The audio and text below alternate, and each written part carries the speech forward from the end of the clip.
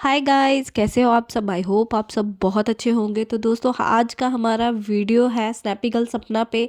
क्योंकि आपको पता ही होगा, सूरज का बर्थडे था। जी हाँ, द रॉड चैनल के ऑनर सूरज चौधरी, उनका बर्थडे था परसों, और जो कि अब इस दुनिया में है नहीं। और उन्हीं का वीडियो डाला था उनके पड़ोसी ने अपने चैनल पे। उन्होंने बताया कि अंकल आंटी ने मुझे घर बुलाया था क्योंकि सूरज भैया का बर्थडे था, और उनके साथ सेलिब्रेशन करने के लिए कोई है ही नहीं। जैसे कि आप सबको पता ही है, सपना अपनी दोनों बेटियों को लेके उनके घर से चली गई है। और वो बेचारे बहुत ही ज़्यादा इमोशनल हो रहे थे। और पड़ोसी ने बताया कि उन्होंने मुझे बुलाया कि अपने बच्चों के साथ घर आना, और केक वगैरह लेके आए हैं। तो ये चीज़ें सारी उन्होंने केक कट करी। मैंने वो पूरा वीडियो देखा। पहले 5 सेकंड के लिए मैं सीरियसली बताऊं तो आंख में आंसू आ गए। अगर कोई इमोशनल इंसान होगा ना, तो सीरियसली वो वीडियो देख के आंसू आ ही जाएंगे। क्योंकि उस बूढ़े माँ बाप का कुछ बचा ही नहीं, उनकी तो पूरी लाइफ ही ख़त्म हो गई। दोनों बेटों की डेथ हो गई। दोनों पोतियां थी वो चली गई, और बहू थी वो भी घर से चली गई। उनका तो पीछे कुछ बचा ही नहीं।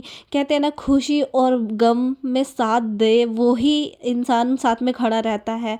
और उनकी तो दोनों बेटे ही चले गए। और सूरज के बर्थडे सेलिब्रेट करने के लिए सोचो क्या टाइम आ गया कि पड़ोसियों का सहारा लेना पड़ रहा है। और अक्सर देखा जाता है कि वो पड़ोसी उनके साथ खड़े भी दिखते हैं, चाहे वो किसी भी सिचुएशन में हो। बट हाँ, वो उनके घर जाते हैं। उन्होंने बताया कि सूरज की मम्मी ने मुझे बुलाया था, सूरज भैया की मम्मी ने मुझे बुलाया था और कहा था कि बेटा घर आना, उनका बर्थडे सेलिब्रेट करेंगे। तो गाइज़, बहुत ही ज़्यादा इमोशनल व्लॉग था। और उन्होंने ये भी कहा कि हम अगर आज हमारी बहू और पोतियाँ हमारे साथ होती तो हम सारे मिलके सेलिब्रेशन करने की तो कुछ बचा ही नहीं। बट हाँ, बर्थडे के नाम पर आज मैं अपने बेटे को याद कर लेती अपनी बहू और पोतियों के साथ। बट अनफॉर्चुनेटली सपना का एक रॉन्ग डिसीज़न, जिसकी वजह से वो आज अपनी पोतियों का भी मुंह नहीं देख सकते हैं।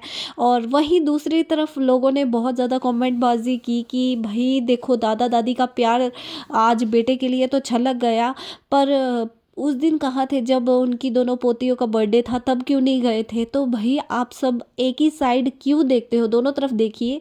क्योंकि जब सपना के सास ससुर सपना से मिलने गए थे, तो सपना ने उस टाइम पे मना कर दिया था। ये चीज़ अंशु ने क्लियर कर दी थी कि जब मम्मी पापा आपसे मिलने आ रहे थे तो आपने मना कर दिया था। आपने कहा था पहले आप शिवपुरी जाओ और फिर वापस मुझसे मिलने आओ। और फिर कोई कसर ही नहीं छोड़ी है सपना ने उनसे मिलने की। जिस उम्र में लोग अपनी इज्जत कमा के घर बैठते हैं, उस उम्र में सपना ने एक एक करके उनकी इज्जत उतारती चली गई। वहीं पे बात करें सूरज की, जो उनके पहले पति थे, सपना ने उनकी मरे हुए पति की अपनी रिकॉर्डिंग लीक करके सोशल मीडिया पे सबसे पहले उनको बदनाम किया।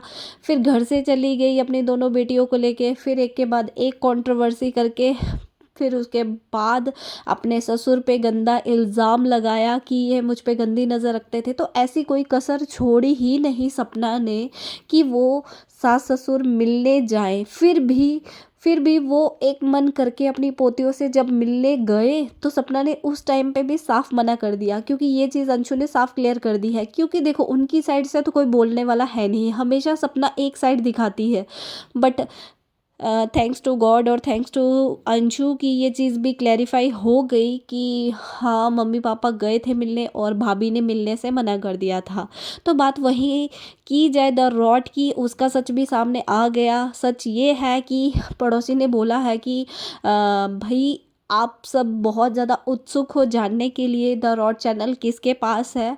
तो द रॉड चैनल का अभी कुछ पता नहीं चला है, क्योंकि साइबर क्राइम अभी उसकी जांच पड़ताल कर रहा है। कोई भी चीज़ लीगली जब पहुंच जाती है तो उसको सॉल्व करने के लिए 45 डेज़ का टाइम लगता है, जो कि ऑन प्रोसेस चल रहा है। और साइबर क्राइम ने कहा है कि 45 दिन के बाद हम आपको बता देंगे कि ये कहाँ पे लॉगिन हुआ था और इसका पासवर्ड किसने चेंज किया था और ये किसके पास है।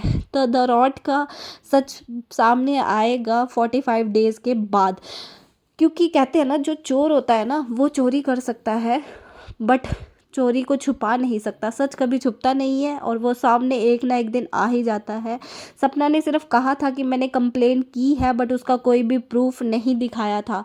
तो बात वहीं की जाए अंकल आंटी की, उन्होंने कंप्लेन भी करवाई है, उन्होंने हमें उसकी एफआईआर की कॉपी भी दिखाई है और बाकायदा उन्होंने एक वीडियो भी दिखाया था कि वो पुलिस स्टेशन जाके उन्होंने साइबर क्राइम जाके उन्होंने कंप्लेन करवाई है। तो देखो, उन्होंने बिल्कुल लीगली एक्शन लिया है और उसका सच सामने आएगा ज़रूर। तो गाइस, बात की जाए सपना की, हम फुल डे से वेट कर रहे थे कि सूरज के बर्थडे पे में भी सपना कहीं ना कहीं स्टोरी लगाए, बट सपना ने एक भी स्टोरी नहीं लगाई। जब अंशु ने अपने इंस्टाग्राम पे स्टोरी लगाई, उसके 1 घंटे बाद सपना ने स्टोरी लगाई और विश करके कहा कि मेरे अपनी बेटी के साथ पिक लगा के कहा मेरे पापा आके मुझे केक खिलाएंगे, मेरी मम्मा आके मुझे केक खिलाए। तो भाई कुछ मायने ही नहीं बचे। बहुत सारे कमेंट ऐसे भी थे कि अब कोई मतलब ही नहीं तुम्हारा स्टोरी लगाने का, ये हक तुम उसी टाइम छीन चुकी थी जब वो तुम उनकी रिकॉर्डिंग बजाई थी सोशल मीडिया पे, उनकी इज्जत नीलाम कर दी थी और आज स्टोरी लगा के तुम बस दिखावा कर रही हो। तो इस चीज़ का दिखावा करने की कोई ज़रूरत नहीं है, जो कि बिल्कुल सही बात है। और क्या अंशु का ही वेट कर रही थी? उससे पहले तो तुम्हें याद भी नहीं था कि आज सूरज का बर्थडे है और मुझे स्टोरी लगा। तो गाइज़, यहीं से पता चलता है कि किसका दुख बड़ा है और किसका दुख बहुत बड़ा है। कहने को तो सपना कहती है कि मेरा सब लुट गया, मेरे मेरे पास कुछ है ही नहीं, मेरा दुख बहुत बड़ा है। बट सही में दुख तो उनका है जो आज भी अपने बेटे को याद करके आंसू गिराते हैं, ना कि उनका जो दिन भर अपनी खुशियाँ मनाते हैं। ऐसा नहीं है कि उसको खुश होने का हक नहीं है, खुश हो, पर जिनके साथ तुम अपनी लाइफ के अच्छे मोमेंट जी रही हो, जिसकी वजह से तुम उनके बच्चों को अपनी गोद में खिला रही हो, उस इंसान को तुम याद ही ना करो तो वो क्या ही इंसानियत बची। तो सीरियसली बुरा उन पेरेंट्स के लिए लगता है जो आज भरे पूरे घर पे होने के बावजूद भी आज अकेले हैं और पड़ोसियों का सहारा ले रहे हैं अपनी खुशी और गम बांटने के लिए। इस चीज़ के लिए सीरियसली बहुत ज़्यादा बुरा फील होता है। और रही बात समझदारी की, तो अगर सपना उसी घर में रहती और घर पे रह के उन पेरेंट्स का साथ देती तो मे बी आज ऑडियंस उसको और ज़्यादा प्यार करती। कंट्रोवर्सी से पैसा तो खूब कमा लिया, बट हाँ, जो एक रेपुटेशन द रॉड चैनल से इस फैमिली ने कमाई थी और सपना को इनडायरेक्टली मिली थी, वो रेपुटेशन अब सपना बिल्कुल खो चुकी है। आपको क्या लगता है गाइस इस पूरी वीडियो में? और सपना की रेपुटेशन के बारे में जो भी है कमेंट बॉक्स में ज़रूर बताइएगा। मिलते हैं नेक्स्ट वीडियो में, तब तक बाय बाय।